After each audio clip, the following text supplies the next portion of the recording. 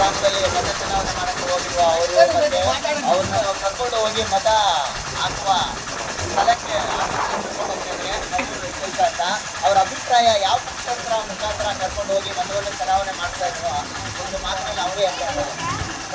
Shivakumar sir ಅವರೇ ನಿಮ್ಮ ಕುರಿತು ಕೇಳಿ ಅವರ ಅಭಿಪ್ರಾಯಗಳು ಏನಂತ ಹೇಳ್ತಾರೆ.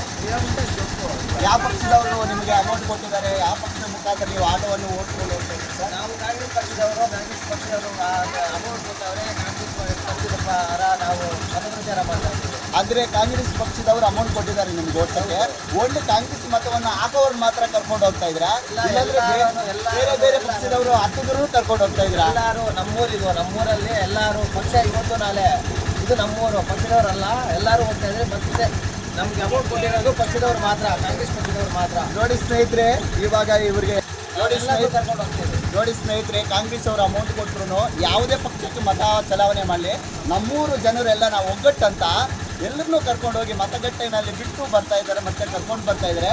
ಇದು ನಮ್ಮ ಊರಿನ ಐಕ್ಯತೆ. Thank you everyone.